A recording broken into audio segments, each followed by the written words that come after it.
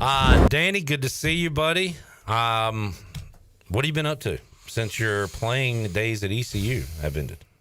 You got free time now, right? Yeah, first time in a while. Nothing really, just hanging out. Went to Colorado this past weekend to hang out with my girlfriend, which was cool. Hung out in a cabin with her family, went to a Rockies game, went to a casino, which was nice. Nice. But other than that, nothing. A lot of golf, a lot of relaxing.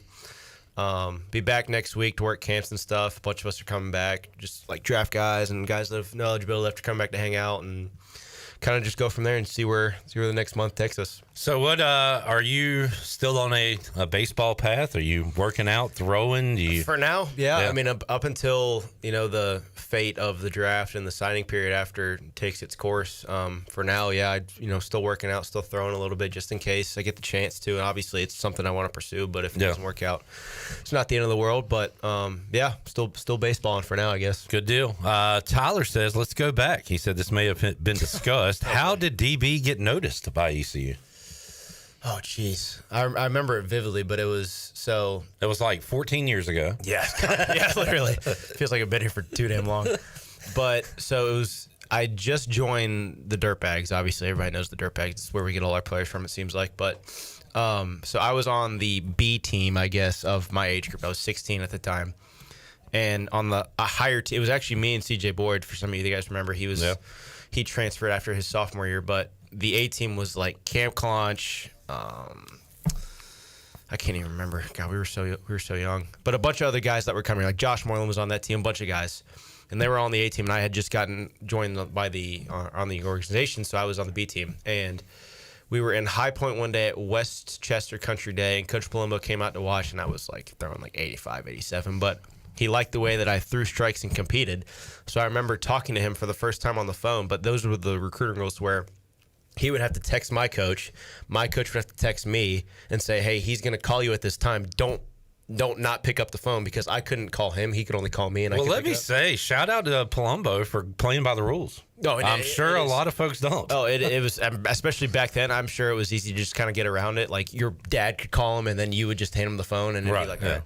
But he called me. There was a certain time that he texted my coach that he was going to call me. I picked it up, and I was in the parking lot of a Carolina Ale House talking to Coach Palumbo for the first time, nervous as can be. I'm sure he can tell you I was stuttering my butt off, but I was just like, this is so cool. Like, the experience is insane. How worried were you? You weren't going to get a signal. Somebody else was going to call. Did you like tell your buddies, hey, don't call me between this, I told my parents, I'm like, don't text me, don't call me, don't screw this up for me. This is so cool. Just leave me alone and let me talk to him. I'll tell you all about it after. But I was like, you guys just don't screw it up. Whatever you do, don't do anything. Danny Beal joining us. We were really glad to have you here on the field and, of course, off the field. A Pirate Radio intern. Yep. Kind of. It was a fun summer. Yeah. And fun, like, media day. That's all. It was a good time. Yeah, that's right. You asked some questions. Had a good time and enjoyed it. Danny, let's talk about the end of your career. Oh, Bryce Williams was proud of you. We got Bryce watching baseball towards the end. I got Greg Hudson watching baseball, too. He was texting me all throughout the postseason, being like, dude, I'm watching, keep it up with you. So that was really cool. Coach Hud, a fan of DB. That's awesome. Yeah. And you got to go out yourself on a high note. So that was pretty cool. Pitching there on Sunday. East Carolina loves to get in that situation where we got to play like 8 games in 2 days or whatever. But, man, y'all won 2 on that Sunday, highlighted by you and a lot of offense, which was that was a cool way to go out, I would imagine. Yeah, no, it was a good experience. I mean, with the sliding PFP that I don't think I could ever recreate again, the 80-some-odd pitches or whatever it was. But we lost that Friday to Evansville, and obviously it didn't go the way we wanted it to. But we showed up Saturday being like, it does not matter. We could be facing Nolan Ryan or Jesus Christ himself right now. It doesn't matter. We're going to get it done. And we had an unbelievable plan against Chase Burns. It was one of the more focused I had ever seen the offense since I've been here. Like, we faced Kumar Rocker, we faced Jack Leiter, we faced so many first rounders, but that is the most focused that I have ever seen our offense and our coaching staff, and even just the entire team being like, this is our goal and we're not going to let anybody get in the way of beating us. And obviously that Wake game was just tremendous. It's one of the probably if not the coolest game I've ever been a part of, especially at East Carolina. And through Friday, through Saturday and Sunday, I was like, dude, it's over now. Like, we've gotten the big dog in everybody's eyes out of the fight. And it was funny. I was talking to Pack and Franny in the dugout before that game, and I'm like, well, let's do it. you've done it before. Let's just do it again, right? And so they were like, well, if we win this game, we win the whole thing. Because in their eyes, it was like if we get them out, there's no way we're losing all the momentum, the way the offense was, the pitching. And I was talking to Garrett Saylor after the game, and he said the exact same thing. He's like, well, now that you beat Wake, you're not going out. And I'm like, it's weird how all you guys are saying the exact same thing. We were feeling it too from the outside. But we showed up Sunday, and we got the job done. We beat VCU in a crazy game. I pitched what felt like forever. I was so tired. I wasn't going to tell Coach Cotton or anybody at the time, but dude, I told some of the players, like I remember telling Dixon, I was like, that is the most tired I've ever been pitching, especially at East Carolina, but nonetheless in my life. I was exhausted. But I tried to convince AK to let me be hot for the game that night and beat Evansville. And then the next day, I remember walking home and texting them being like, hey, if you need me to start, I can do it, whatever you need. And then obviously we go out the next day and play in a close game and a great Evansville team who was super old. Man, they were super hot at the time, and we played a good game, and obviously went to Knoxville and got one, but ended up losing, and here we are. Yeah, it's crazy how things go. But Evansville is a team that here on this show the following week everybody's saying they're underseeded. How are they 4? Well, if they didn't win their conference tournament, they weren't getting in. They were watching postseason baseball. They didn't lose the game in the conference tournament. They beat Indiana State. They came in and beat us. Like they beat Tennessee in Rocky Top. Like that's right. There's something to be said for that. As much as annoying as they were when the game ended, they're a really, really good team, mature team, old, and they've had a great team, a great career for all the players. Jamie said, surely Danny had to be hurt in some way pitching so much. Maybe 30 years from now you'll feel it. Yeah, exactly. For sure. But you said tired for sure. Going back to the travel showcase stuff, because there's a debate there, and it's probably different for different people, but Skip asking, do you think travel showcase is beneficial? At the certain age. Like I was talking to my girlfriend's dad about this past weekend, just because he used to coach an AAU team, and like if you put kids in those positions at such a young age, like they get burnt out. Yeah. I mean, if you're people make TikToks about it all the time, like imitating it, but if you have coaches that are coaching AAU travel teams that you're taking them to Florida, you're taking them to California, you're taking them to Vegas to play all these tournaments, like who is that? But like, are you actually getting joy out of winning these big tournaments with kids that are 8 years old? Like what? But I think in my eyes at least, going into your sophomore year of high school is when you really start to like pick up recruiting. You'll have the unicorns like Landon Ginn that commit when they're in 8th grade, and the younger guys now Jacob Kozard, who's played for state, his younger brother committed when he was in like 7th grade, but he was also 6'6", like 220, throwing 9 miles an hour, like what felt like 12 years old. But in my eyes, if you put kids in the situation to play travel and showcase ball like 16 years old, that's the money spot of where like, all right, this is actually beneficial and it's not stupid for you to do this if you want to play a sport at the next level. That makes sense. And I had no aspirations of playing anywhere beyond really middle school or high school, but some of the best days ever was Little League Baseball, playing with your buddies, playing with your classmates. You're talking junk, and in school that day, we got who's pitching for y'all tonight. Like, that's awesome. I remember that. Dude. That's so much fun. So I love your answer there, Danny, that, hey, it is beneficial at a certain point in your baseball life. I mean, we were at Young's physical therapy today. I had an appointment with Kevin, and Carter Cunningham and Jake Hunter were there. Jake's rehabbing his UCL, and Carter was just there hanging out, and we were talking to Kevin's kids, and they were like, they rode their bikes to Nash's Chicken today, came back, ate, then rode to the like some field, like Little League field, and we were just playing wiffle ball with their friends for like 3 hours. And I'm like, you want to switch spots? Like, I'll go back to being that young. Glory days. Riding bikes to go play wiffle ball. Like, that's awesome. And it's cool to still see that that's still like prevalent in kids these days, because it's not, especially on social media, it's not as often you see it. And if you didn't have a bat and ball, you go cup ball. You find a way. Figure it out. Find a way. Yeah. I would play wall. You want to play wall ball in the parking lot? Dude, wall ball was during this break. God. I'm pegging Chandler. Johnny says, I'm on my way to Culpeper to see Colby and Nick Parham play some summer league ball. That's pretty cool. Got nice. Summer league ball going on right now. I texted Nick Parham the other day, asked him, because he had a big clutch hit in their win. I don't remember who they were. I think they're actually playing my old team in that league in Woodstock, but he had a big hit in that game, so I texted him, and we're still keeping close. Danny Beal joining us, Pirate Radio Studios. Good to have DB back in the studio. And we talked about your future. You're still baseballing, but also have a degree ready to go. Are you going to become a grown-up one of these days soon? Big calm guy. Yeah, I don't know. We'll see. Corey Glore's in town for a wedding this weekend. I'm going to get a chance to eat with him on, I think Monday is when we scheduled for, so I get to talk to him a little bit about it and kind of the business, I guess, if baseball doesn't work out and go from there. But no, I'm excited. Baseball, if it doesn't work out, I'm sure I'll be around and hang out with you guys or work at home or something like that. But whatever the next chapter is, I'm excited. One of the big topics, Danny, has been the transfer portal with East Carolina, as you know. Zach Root is, I believe, still in the portal. Bristol Carter announced that he is getting out of that portal and going to Auburn. But I don't know, any reason why some of these particular individuals didn't work out here at East Carolina? I don't know. It's tough. It's super case by case. Yeah. I mean, you got it where it's like you see Trey, and he would have had the chance to leave last year and go get. He could have wrote the check in the SEC, I'm sure, after the year he had, and even outperformed our expectations, which were pretty high this year. You look at a guy like that, and you look at a guy like Root, who I'm sure will do great things wherever he ends up, but it's just one of those things where he just didn't feel like it was a place for him, and it didn't work out, and he's going to move on and do what he needs to do, put himself in a successful situation in his eyes. And if that's somewhere else, I guess that's just something that ECU fans are going to have to swallow, whether you like it or not. He's not here anymore. And one thing that I will say that I don't like that people are saying is that we're not going to be good next year and we're not going to do this or that. Like, I promise you, we have good coaches and good enough players to where we're going to be just where we were this year in a year's time. And if you don't like the Pirates, bet against us, because it's not going to work out.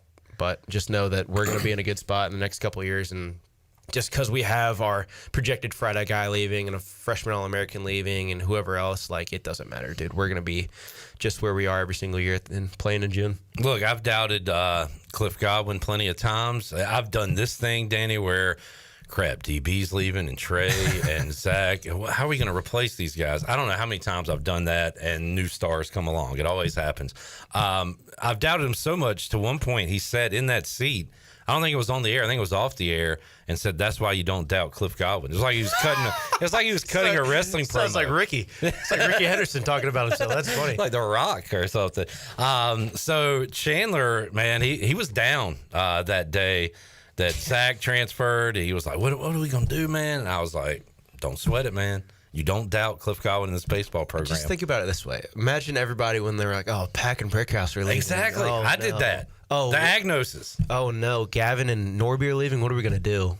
Oh, no. Saylor and Spivey and Hoover are leaving. We're going to lose all that leadership. Zach's leaving, too. Oh, God. We're going to suck next year. Oh, God. Our best pitcher probably in program history. Danny's leaving. JC's probably leaving. Yeah, he's gonna be drafted. What are we going to do? And you know what's going to happen next year? We're probably going to play in June, and we're probably going to have the same conversation again. Be like, we have all these good players that are leaving. What are we going to do? Exactly. We'll find a way, I promise. The Pirates will find a way, and that's Danny Beal saying that. It's always a reload and not a rebuild. Yeah, that's a good way to put it. Yeah, for sure.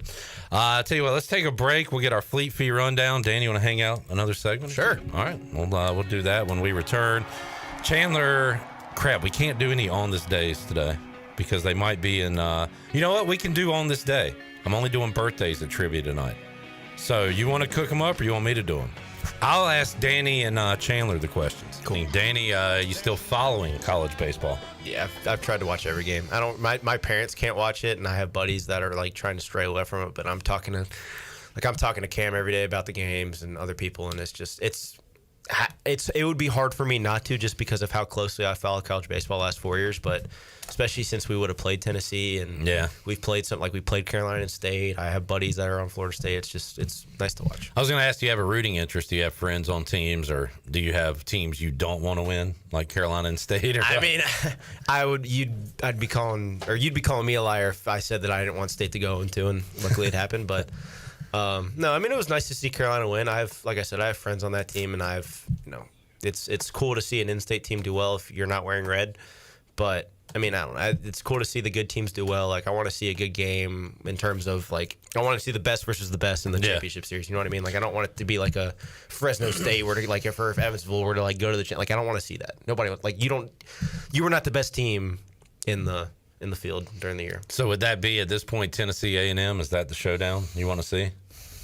It would be kind of cool to see Florida go, but yes, it would be A&M and Tennessee for sure. Yeah, well, Florida's doing the basketball thing where a team gets hot and wins 6 in a row and wins the championship. Yeah, Ole Miss. Yeah, exactly. Gators and Aggies coming up tonight. Can we get Alex Harper in here? Hey, shout out to A-Harp, Kiwanis baseball in the city championship game 1 tonight over at Elm Street Park. But we need A-Harp here to read our Fleet Feet rundown. Hey, Pirate Nation. Be sure you have the best and most comfortable shoes this tailgate season with a stop at Fleet Feet. Locally owned and operated by ECU alum Chris Lunyon. Fleet Feet of Greenville provides solutions through one-on-one services to runners, walkers, and everyone in between. Fleet Feet has the tools and technology to get you in the right shoe, including a 3D foot scanner that measures arch height, width, and more. Go see them at 207 East Arlington Boulevard in the old Gordon's Golf location. Fleet Feet. They run for you. Chandler, you know what we really missed out on with ECU not going to Omaha? The parents' videos. They keep showing the parents. We could have seen DB's family. I would love to see Scotty. Dude, he would be, oh my God. He'd be like the weirdo that would like always be getting interviewed and like making it weird for everyone. No. Making it weird. Scotty is not weird. Oh my God. Great dude.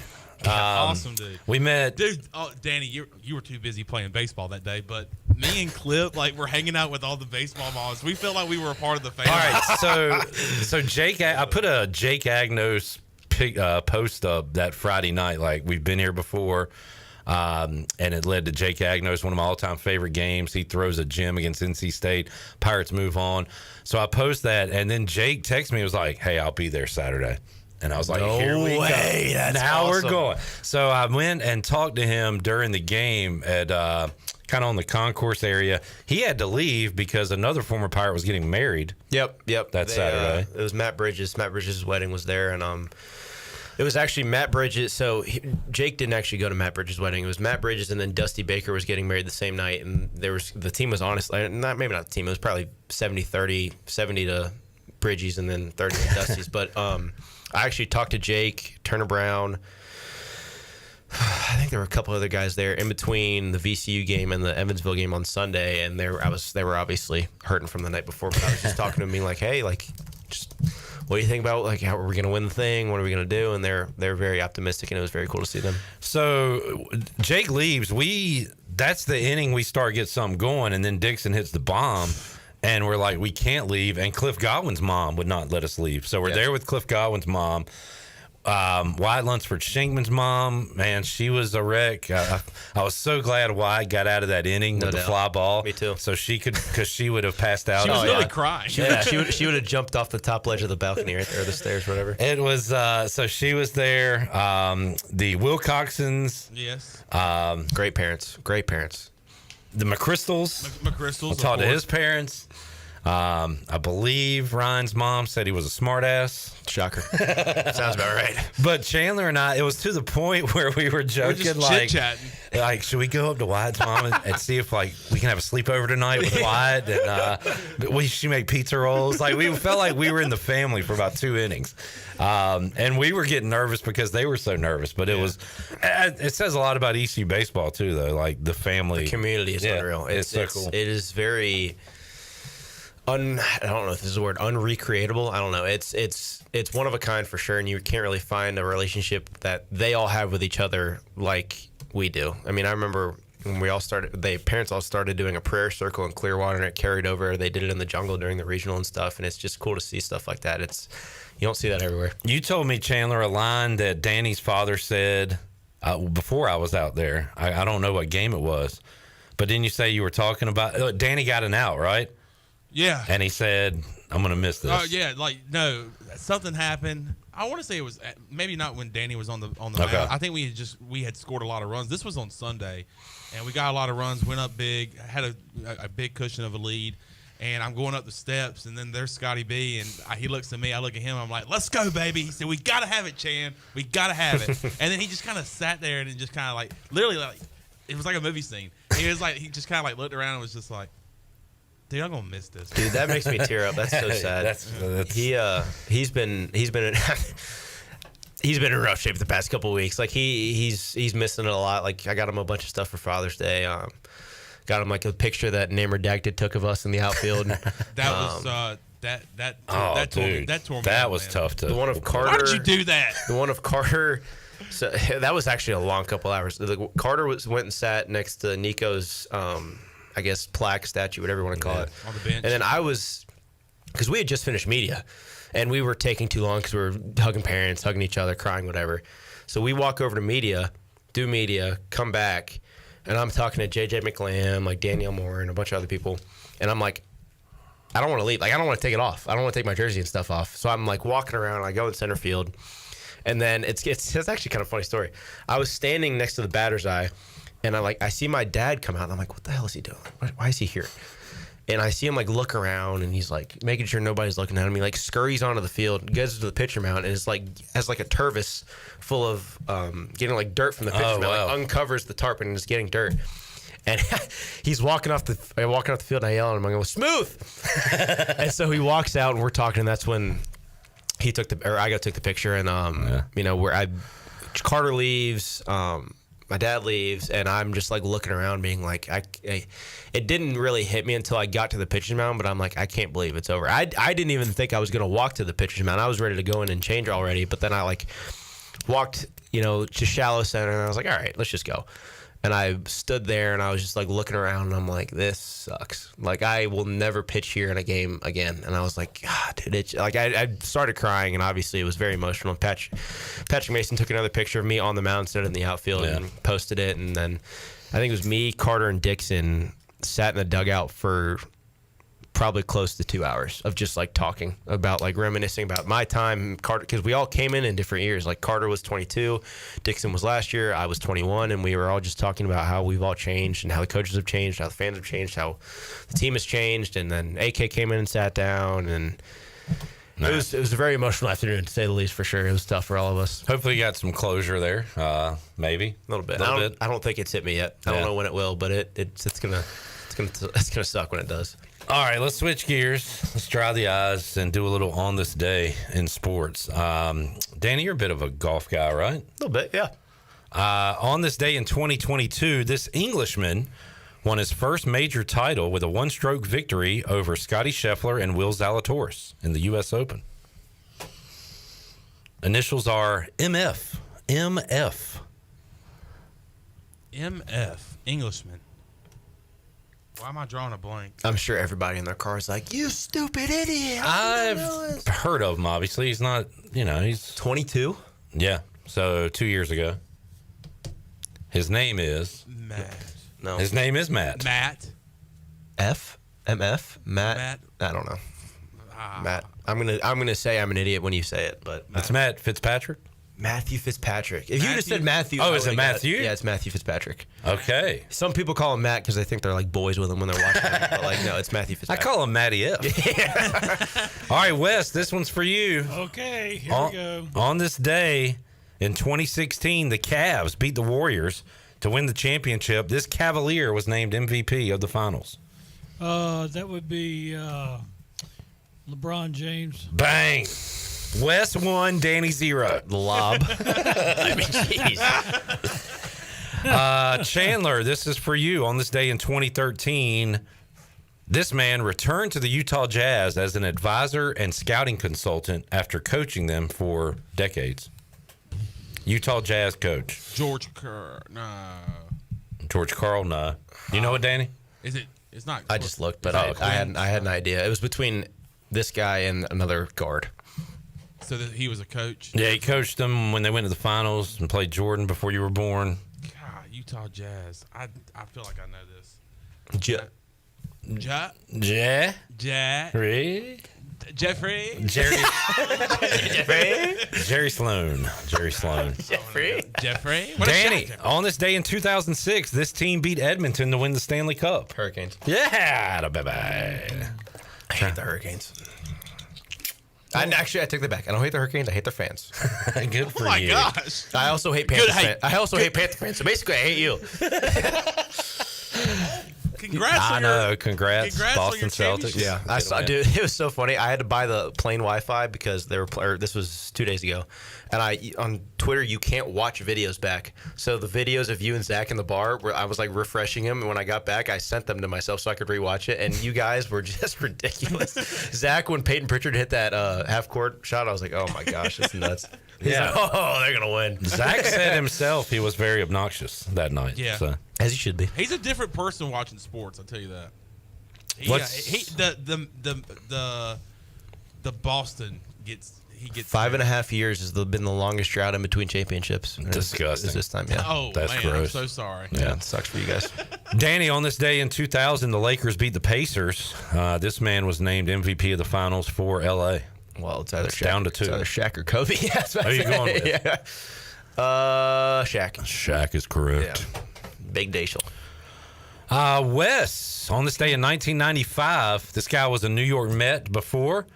On this day, he became a Yankee. His last name is a fruit. Easy. Name a fruit. Name a fruit. Yeah.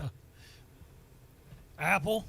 Eli Apple is incorrect. Chandler, I know Danny knows it. Daryl Strawberry. Daryl Strawberry. Okay. Daryl Strawberry. Daryl Strawberry. All right, you have it. Danny, on this day in 1992, the Yankees played their first game away in this stadium. It was a division game. So think about that. AL East, 1992, first game in this ballpark as an away team. The Rays weren't there yet. Were Correct. It was not them. they? It wasn't. There's no way it was Camden Yards, was it? How's there no way? Was it Camden Yards? It was Camden Yards. Really? Yeah, that's what I said. I thought that was a couple of years later. Me too. That's what I was thinking. But yeah, I guess 92. That makes sense. Yep, Camden Yards. All right, and how about Daryl's old teammate, Danny? On this day, this pitcher won his 100th game. This is before your time, but do you know the old Mets pitcher that was really good when he was young? Nolan. No. Tom Glavine. 1982. I'm sorry, 1989. 89. I'm sorry. Doc Gooden is correct. Old Well Doc done. Gooden. Danny knows his sports trivia. In fact, we played with Danny one night, Sure did. We won, I believe, didn't we? and we won because of you. Sure did. Because you knew Because the most I do Blake random ass Bortles. stuff. Blake Bortles. Shout out Colby Bortles for the fun right, I stat. forgot It was about that. quarterbacks that have caught their own pass for a touchdown Yes, or and something. I remember Colby telling me that he was at that game I forgot and about told me about it, and it was on Christmas, Eve or day? I can't remember which one it was, Yeah. but he told me, Yeah. and that's how I knew, and that's how we won. So It was awesome. So shout out.